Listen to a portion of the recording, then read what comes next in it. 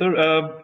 I was wondering, maybe what we might want to do is first bring our panelists for their quick responses, comments, additional statements, and then, of course, we'll open it up for discussion because we do have a few questions and comments in the chat window. And of course, everyone here is coming with so much of experience that there will be a very rich conversation. So I'd like to now invite Terry, since you're the one visible right right next to me right now on the screen. Terry, why don't you please say a few words? What your opinion and ideas are about conservation, tourism, or tourism as a tool for conservation? Terry. Sure. Yeah, thank you. And thank you for the presentations at the beginning of the session, which I think have been very helpful to sort of clarify our thinking and also get the discussion going. I thought there's some really interesting questions to help clarify the points that were made at the beginning. So I think this is exactly the type of conversation that we need going forward. So I think I would just highlight a couple of points from my perspective that I think are really important. When we talk about communities being right at the center of this, I think everyone agrees long-term conservation success depends on local communities. So it's really, really important that these communities are heavily involved and have the ownership. And I think there's a real opportunity with these tourism projects to develop a shared understanding that the biggest asset that these communities have is the wildlife, and so that nothing should be done to jeopardize that. So that they can develop this sort of shared view that wildlife can help them to provide a sustainable supplementary income, which helps to reduce the tensions, human-wildlife conflict. So we all know that in a lot of snow leopard range areas, there are human-wildlife conflicts, particularly with herding communities. And I think building that shared understanding that these wild animals are an asset can really help in terms of conservation, attitudes towards conservation going forward. So I think that's a really important point. And I think also the point about tourism being supplementary to local incomes is really important as well. I think what we've learned from the COVID experience is that those areas that rely solely on tourism have really suffered during this sort of global shock. And whereas those areas that don't rely on it for their living, where it's supplementary, have been much more resilient through a crisis like this. And of course, the risk of being hit hard if you rely too much on tourism is that potentially local communities could turn towards more negative actions that could harm the wildlife. For example, allowing poaching or even doing poaching themselves. So I think that's a really important point as well about the risks of relying too much on the tourism. And then I think the third point I'd make is about monitoring. Really, really important to have a robust monitoring system in place so that you can establish the impact of tourism on these communities and the environments, because they're often very fragile. So I think we mentioned monitoring a couple of times in the presentations, but I think that's a really, really important thing to bear in mind. And I think one final thing is that I think because we need communities to benefit,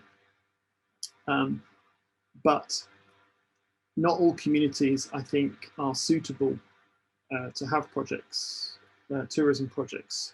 I think where they have existing structures, existing community structures that allow them to manage themselves, and you need strong leadership and management, because I think one of the key points for me is that these projects must be managed strongly, and they must be able to deal with issues that come up within the community with people that maybe try to do things slightly differently for their own benefit rather than community benefit, and so on, competition.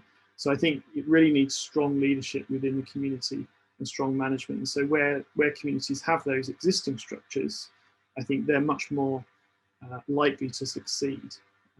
So I think I'll leave it there. There's just a few points that sort of strike me as I'm hearing these discussions. Thank you. Thanks, Terry. Thank you so much. Now let me call Ajay. Ajay, yeah, there you are. Hi, Ajay. Please, you have years of experience Hi. of uh, working on the ground with local communities, various conservation programs. So why don't you share some of your thoughts and then we'll follow. Um, yeah, thanks so much, Kaustubh. And well, I would only echo what Terry has said. I mean, you almost stole some of the words off my mouth. But if I were to just add a little bit more, I mean, we personally have been involved more in the conservation. So what Joanna referred to as the exclusive conservation models. And so our experience is more of engaging with communities, not necessarily for tourism. And one of the things that I would just like to sort of share based on that little experience is that most communities that we have engaged with seem to share a very deep human nature relationship, which is for sometimes the learning is for us to make. That to them it's not just maybe about a snow leopard or a blue sheep, or there's so much. Their lives are so intimately sort of involved with the nature around them.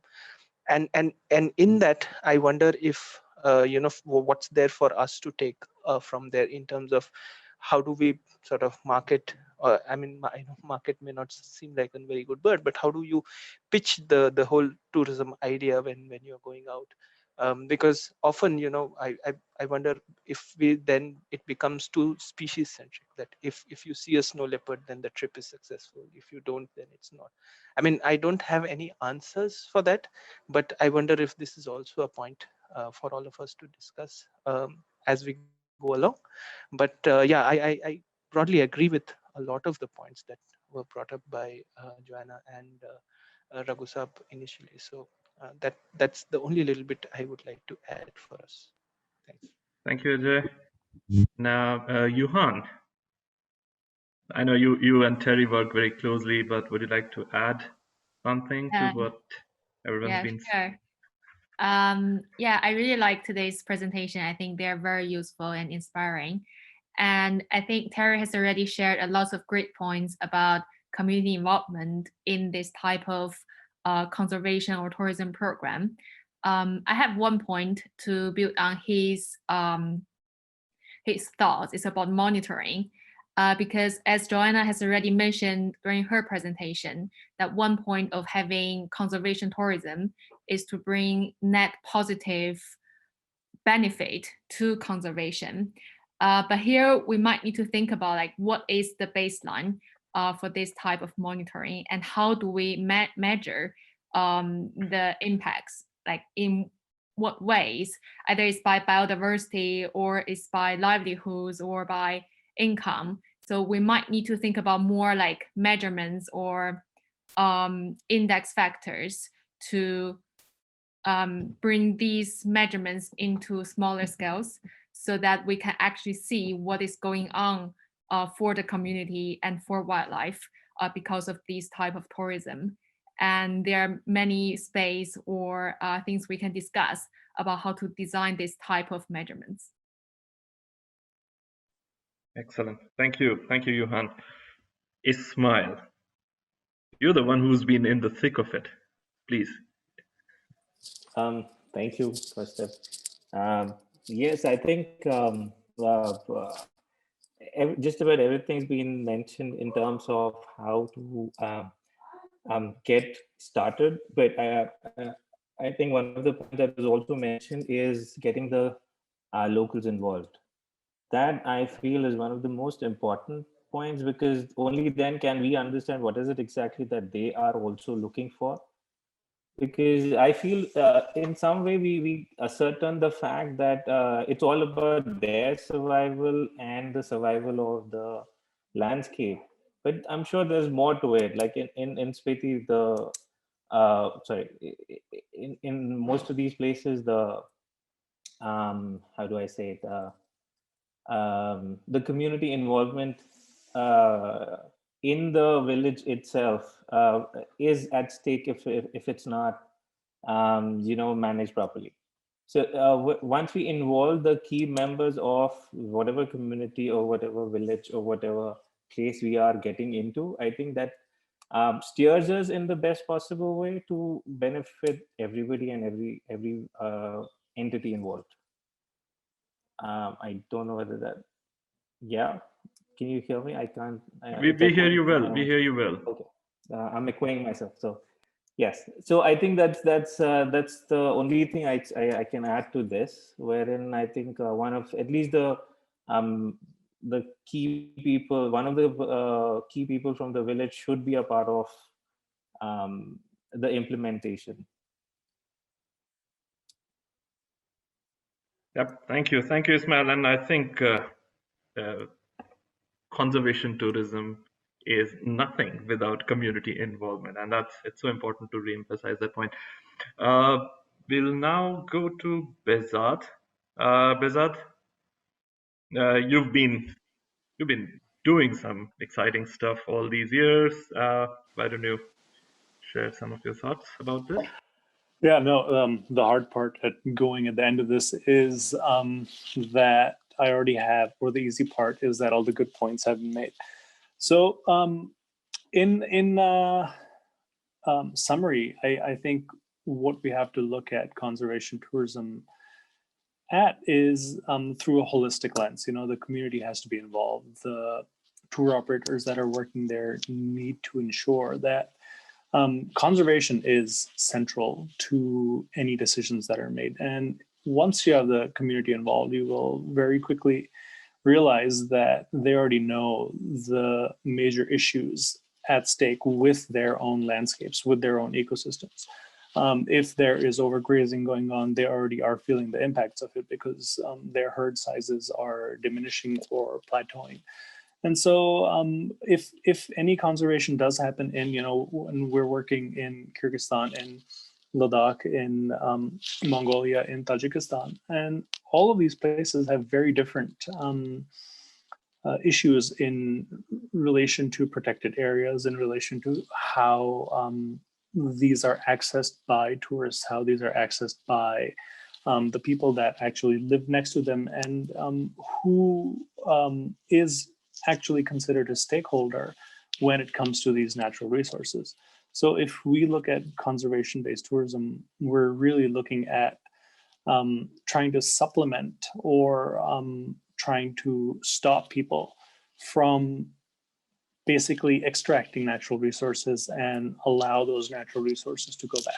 So if we're supplementing people's incomes, it can be done through direct tourism, or it can be done through supply chains that engage further villages that are not actually hosting tourists to supply certain things, to supply milk, meat, fruits, whatever it is that they can chip in and build on this longer supply chain.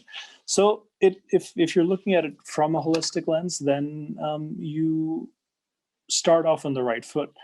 You can then build according to whatever systems exist in these very different countries, and how you build those is always based on the community. So I think over the next few modules, we'll explore some of the positives and some of the really good models that have come out of tourism projects. And Raghuji put a couple of reserve in Kenya and Olapeta and Ranthambore as well. And how three very different systems can in fact all serve as models for things that work and things that don't work.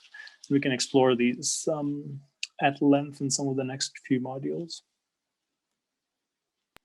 Thank you, Behzad. That sort of sets the tone for what we have in the next 3 sessions, but we're not done yet. We What I'd like to do is now, and I have already some hands up, but before we go to the others, I'd like to call back Mr. Aftab Rana, who's the president of Sustainable Tourism Foundation from Pakistan. And we've been hearing, and we're aware that some exciting tourism plans are underway in Pakistan as well. So Rana Sahab, I would like to invite you to respond, and please make a comment about where we are headed, because all of these discussions will help us shape the workshop here on, and also shape the outputs that we're looking at from this workshop. Yeah, Aftab sir. thank you very much. Actually, as you know, that Pakistan is very new in the promotion of conservation tourism, or rather ecotourism. Although we have one of the most beautiful and fragile nature area in our mountains, which are comprised on Himalayas, Karakorums, and Hindu Kush ranges. Very recently, under the Snow Leopard Foundation of Pakistan, there's a project which is working with the community on the conservation of snow leopard and its landscape. So we have selected three sites in the Gilgit-Baltistan region, in which we have engaged local communities in a process to start the conservation tourism in a very planned manner. The first step, we have had a detailed meeting with the community leaders and the representative, selected certain areas, and have developed certain plans. At least three plans are on way these days.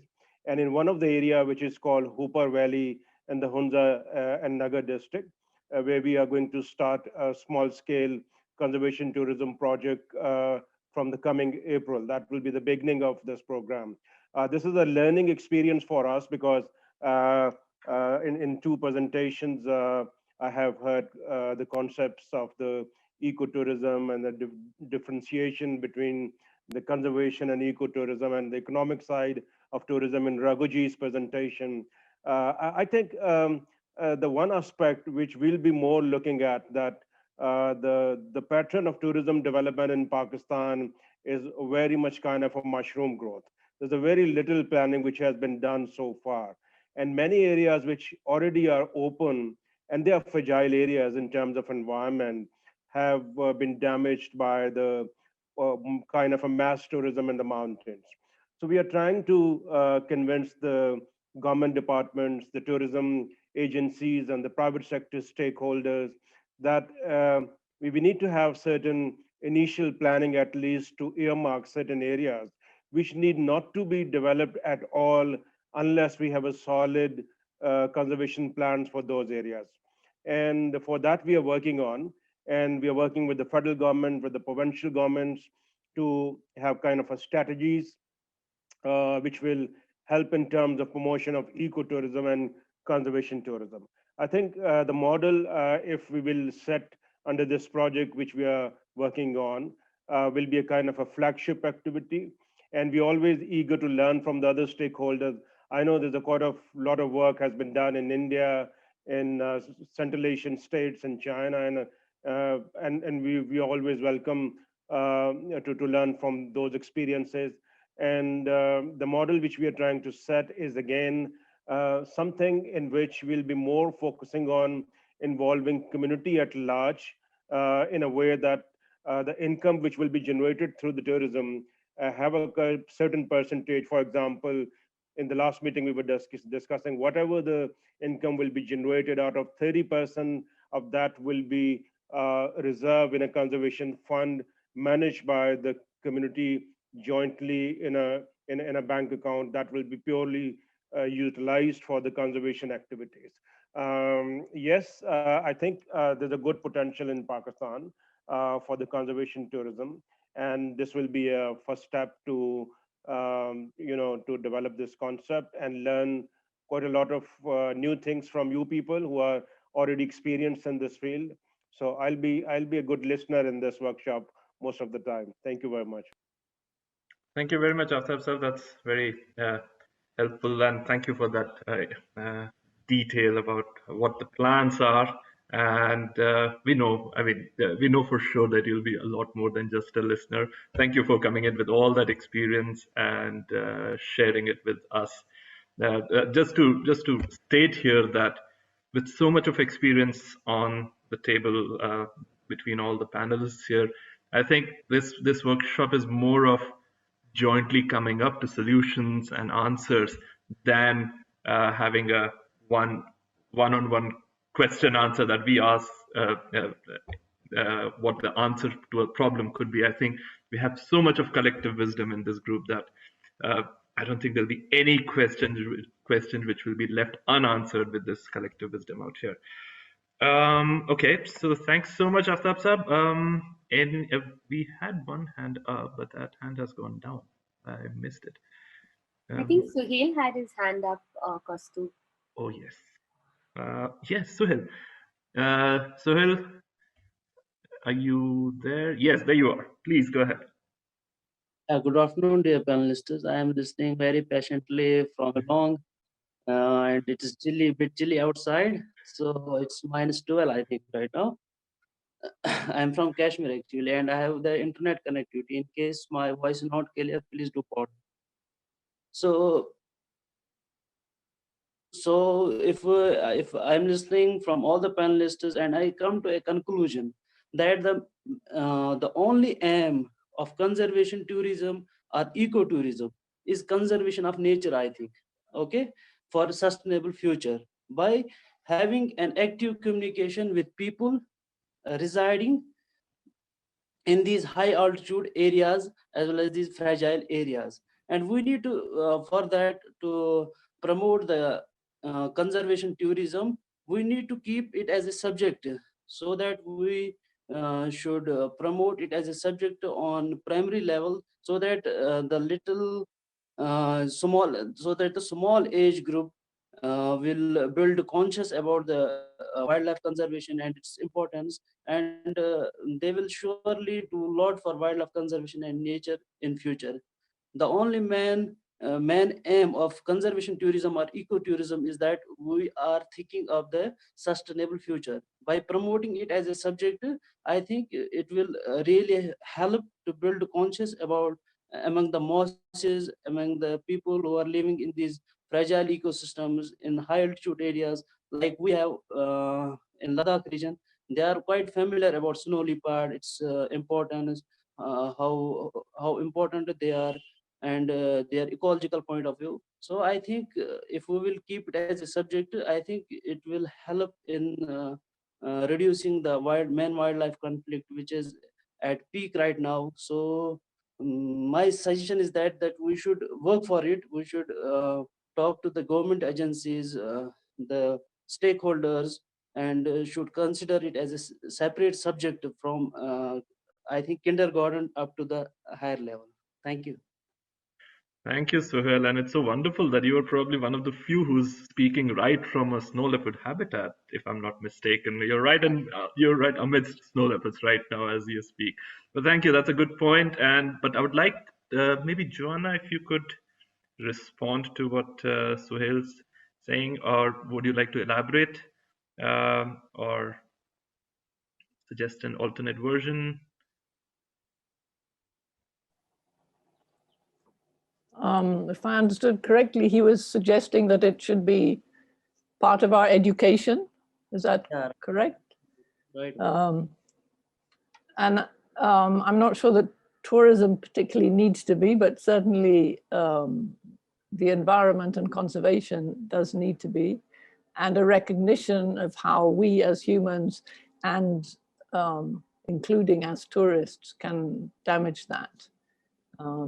It's not a bad idea at all. Great, thank you. We have, oh wait, we had another.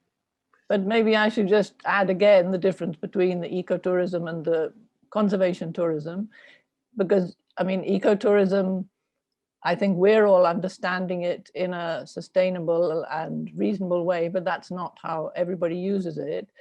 But even then, the main difference between it is ecotourism is operating in areas that are already conserved for wildlife or nature, whereas conservation tourism is creating those conservation areas through tourism.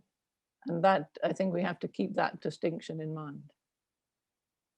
That the tourism is creating the conservation, not the conservation creating the tourism.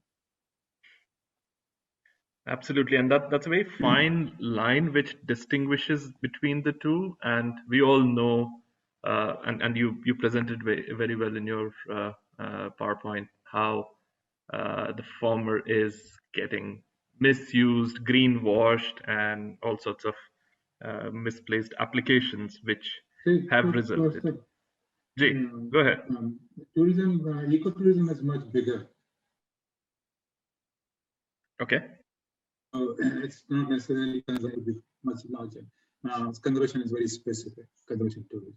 But I would like from a group question, because one of the things is that I'm just getting from the discussion is that it's not the only way of achieving our conservation goal from the inclusive conservation model. That's not the only solution for inclusive conservation goal is the conservation tourism. Not all the areas, I think Terry has just brought it up.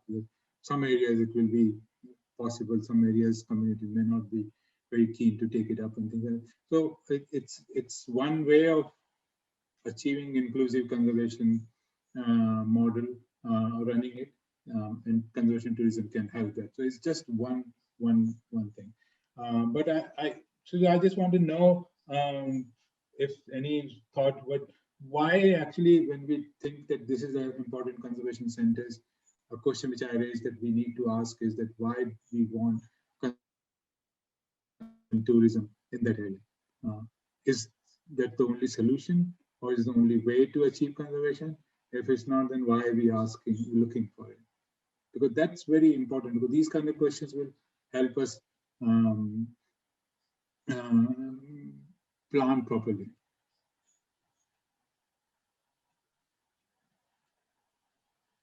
In our conservation centers.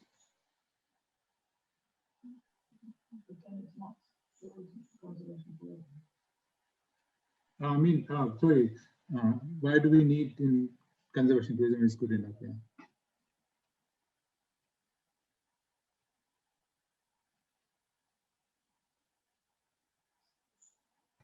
You're muted, Kustu. Please feel free to raise your hand and let us know so we can get your point. Any responses to why do we need conservation tourism?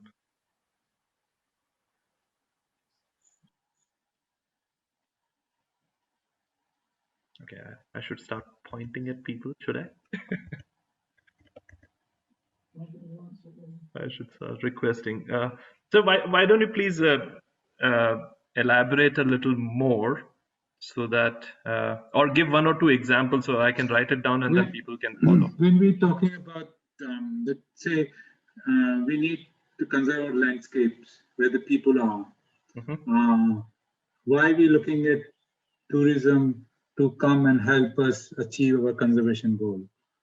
Is it possible that without tourism can we achieve our conservation goals? And if that is possible, then what conservation tourism, positive it brings or negative it brings, or what are other options we have? Kustu, can I comment on Raghu's point? I think Raghu's brings out a good point, because often tourism is seen as a panacea in many cases, right? It's the easy way because these areas are going to be developed and it's seen, people don't always think about the risks for the communities, for wildlife. So it's often the go-to solution in some cases. And maybe if a snow leopard can be seen easily, then it's thought, wow, let's just deal with the community. So I think it's a good point Raghu brings up. Is it always the best solution? And I think Terry brought up some important points forward, that maybe it's not the best solution in certain cases in terms of the structure of the community or maybe community interest or in each context. So I think it is an important point to think about and ask ourselves if it's always needed everywhere and in all contexts.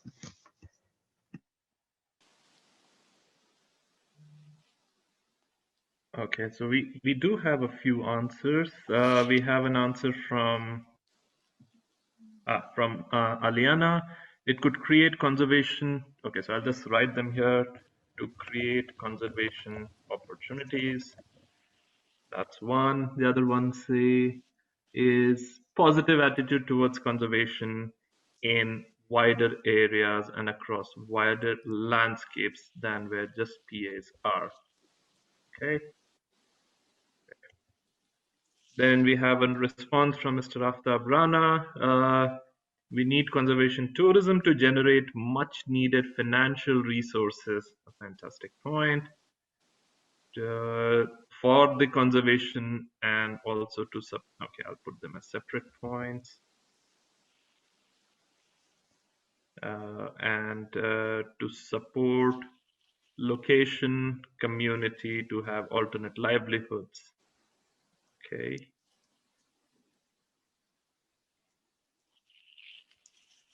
Oh, and to educate. And Aftab Sahab, you brought together all the key points that we had our friends mention.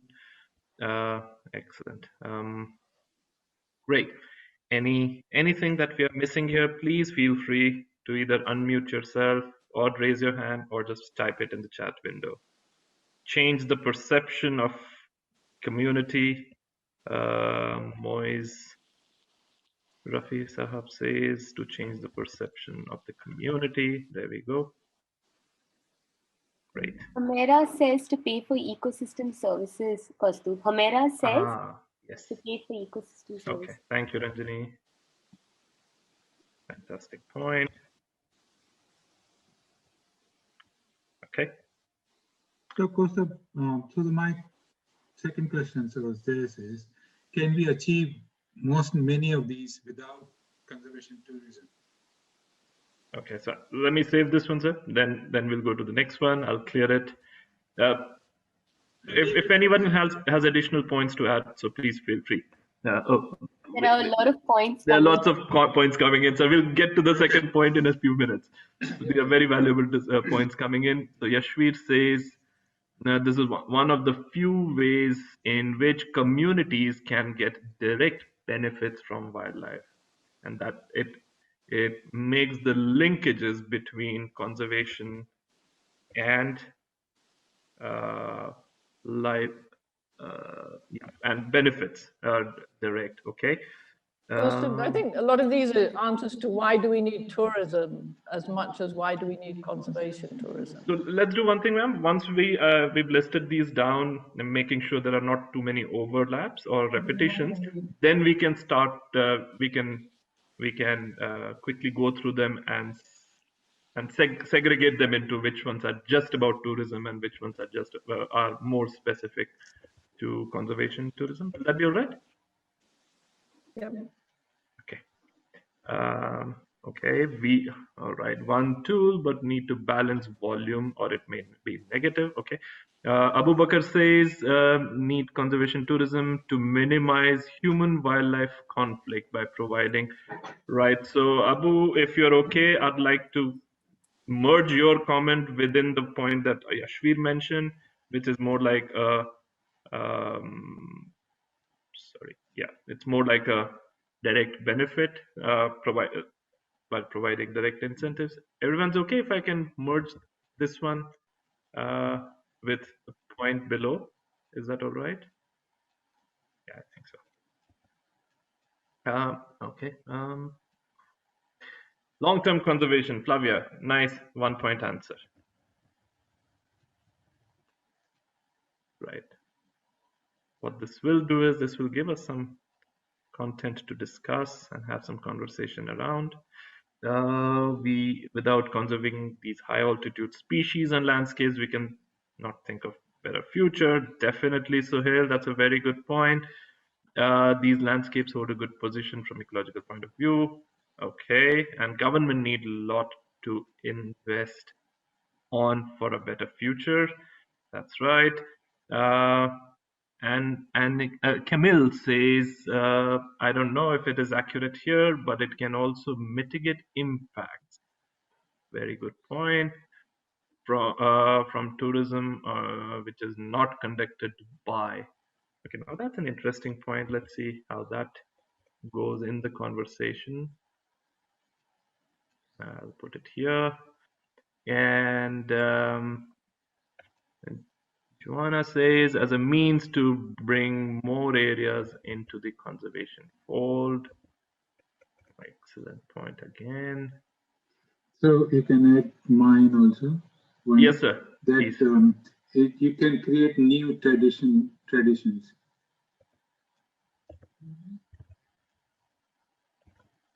Okay. You'll need to definitely elaborate on that one, sir, but I'll put it here. And we have one point. Thank you, Baira.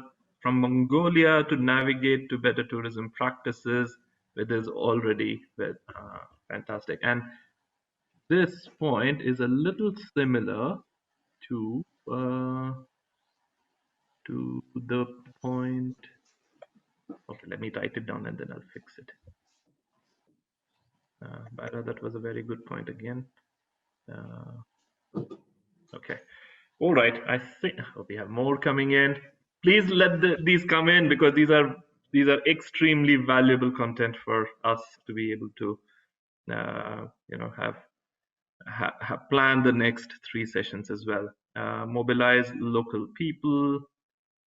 Okay, to mobilize local people. Point.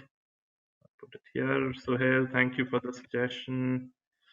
Flavia, polemic point that of creating new traditions. Interesting discussion, of course. Yes, indeed, Flavia. Okay, so I'll stop here and let's see. Should we? Yeah, we don't have a lot of time, but do we have any key comments or responses from the resource persons towards some of these? Or I'll definitely. Jay, sorry. It's brilliant. What I have not even thought about many of these. It's brilliant because it's kind of put in perspective conservation and tourism is. But there are few points which are very important. One, just we made linkages. Linkage with the landscape values, added value to it, and linkages. I think that's very, very, very important. But no, these are brilliant. Yeah. So maybe I think your point about create new traditions that has raised a few people's interest. If you could kindly elaborate on that one. Because the people, if you start seeing so far the way most of the communities are thinking is over the years have changed. Like forest gives you food and cows gives you milk. From there, it will be that no, we're taking it from them, and so the value, once the linkages are done, then you see the landscape very differently. So the way you utilize them will change. The way you manage them will change, and so you will start creating traditions, and that can be passed on to several generations. So you can create a conservation traditions which were old time. They were there, got lost or modified or gone in the wrong direction altogether. You can correct them or create more contemporary traditions. Fantastic, thank you. Yeah, that's a new way of looking at it, and thank you for elaborating that. I think everyone here might agree with that potential. Oh, right. Any other point? If not, then we'll move to the next section because, of course, Mirzo to tell about a problem. So Mirzo, if I may ask you to tell about the problem to whom? That could be a useful element, right? To tell about the problem to the communities, to the world, to the government. If you could elaborate that one. Well, first of all, to the community itself, I think. Okay. Most of the time, the communities are just not aware of the environmental problems that they have. Okay. Of course, the one thing which we miss out is the how community can then deal with conflict issues. So when the values of the landscape and the wildlife changes, then the perception of conflict will also change. Right. So, do you want me to make it a separate point, sir?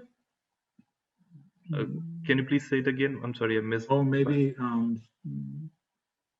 in the perception change, it can come. I think somewhere people will say the change of perception in community, and we can add that change of perception also in terms of looking at how to manage conflict. Yeah, to me, to some extent, it this point is there, no? Change in perception of the community. Yeah, it's there. Yeah, right. Next to it. Yeah. Yes. Okay.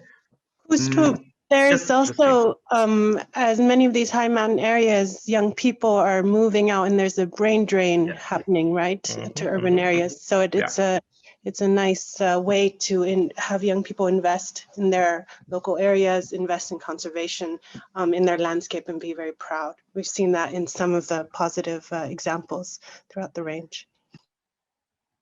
Can I say minimize or reduce immigrations? Or not a right way to say it, but or essentially urban migration. You're saying, sorry? Migrating to urban spaces and leaving.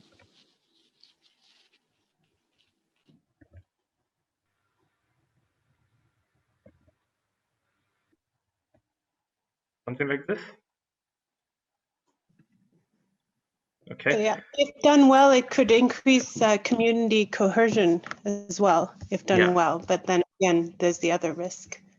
Yeah, but that community cohesion is a very important point, Justin, and I think it does get to some extent covered in at least what I could understand about the point about creating new traditions and also bringing, the entire concept of moving as community rather than as individuals, well, right? I was thinking that the next question when we will ask was it was about that. So okay, so I'm just going to there just points keep coming, and I'm just loving it. This has been an exciting conversation.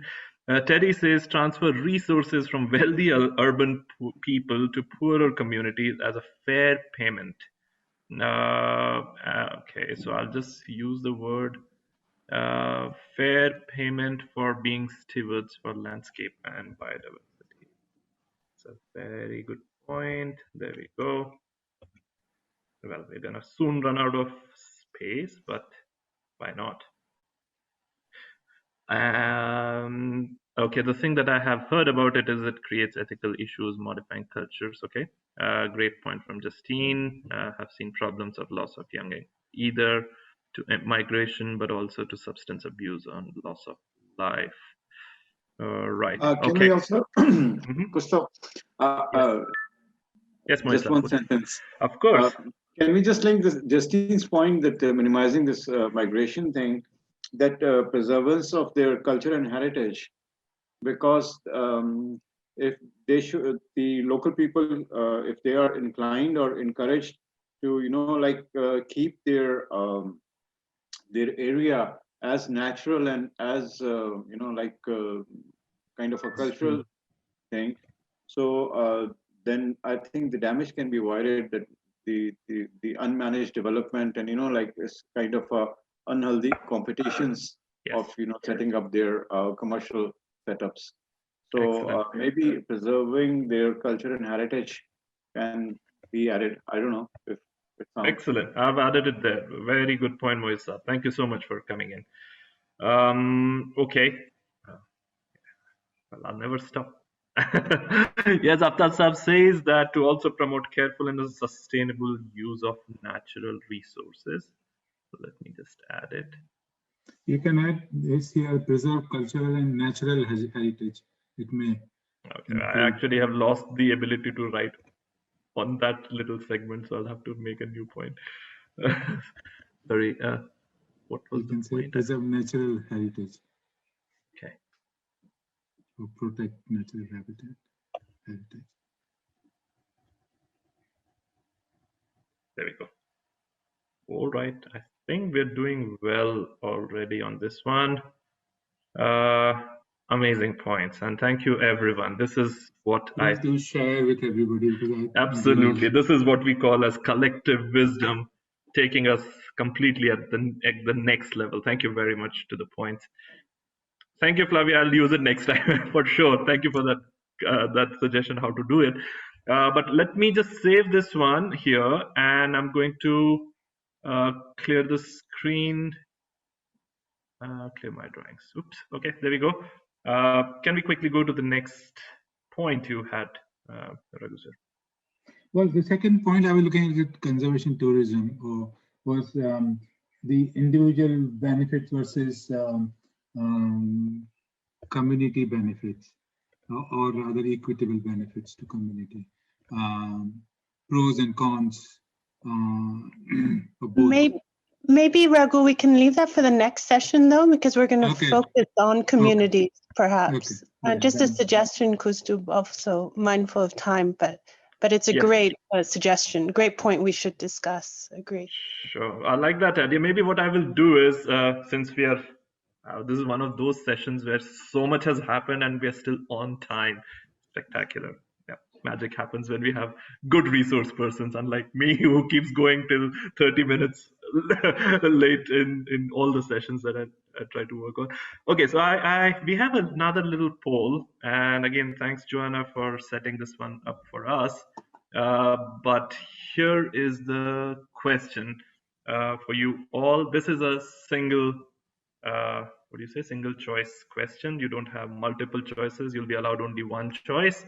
And the question is, a tour concern and a biologist friend have identified Willow Valley and surrounding areas as unprotected with human habitation and use, but important areas for snow leopard and biodiversity conservation.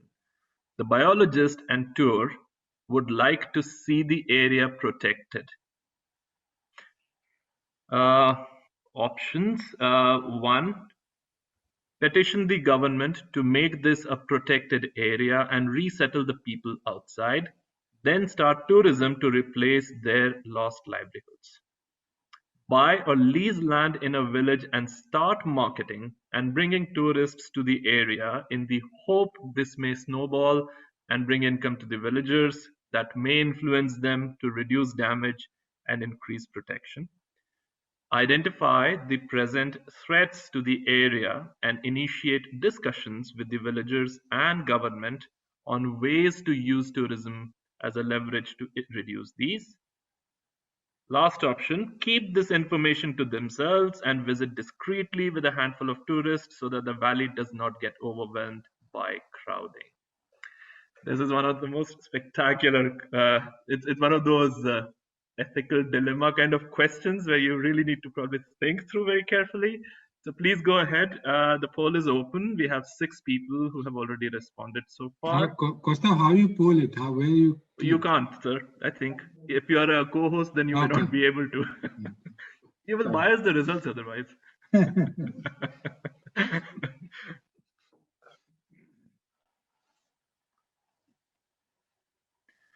Okay, 14 out of 24 people voted already. I think we should go full polling on this one. 17 people. So Joanna, you were feeling bad about something. You should feel great about this one. this is. I think the message has gone through. I think fairly clearly now. But we do have one entrepreneur who's keen to move in. Fair enough. Which is nice. Yeah. Great. I think I'll just give it another 10 seconds before closing it down. But yeah, it wasn't that much of an ethical dilemma as I made it out to be. But I like your last suggestion that you ended. Yep, just wanted to make it a little messier.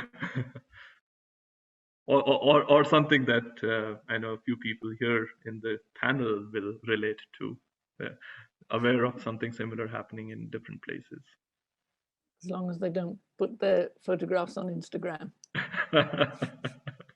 Exactly.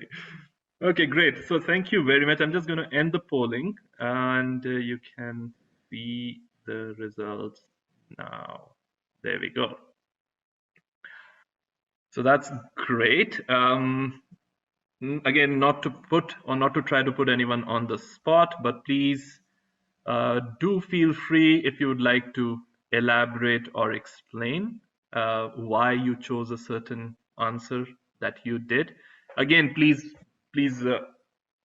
let's all be aware that everyone here is coming from a different landscape, different country, where different things are working in different places. And what may work in Kyrgyzstan may not work in an India, or what might work in an India may not necessarily work in a China, and so on. So there are these land use differences. There are these governance mechanisms that differences in the governance mechanisms and a lot of other elements which can lead to diverse answers. So I really feel this is a very interesting poll result here. Let me just stop sharing here. And if anybody would like to make any last comments, Moisab, would you like to come on?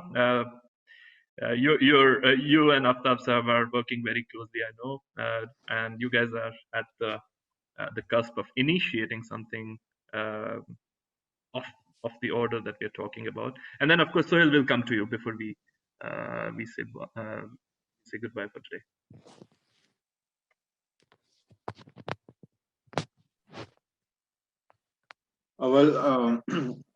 I think this was a very useful session, and thanks everyone for sharing their thoughts and very valuable ideas and their experience.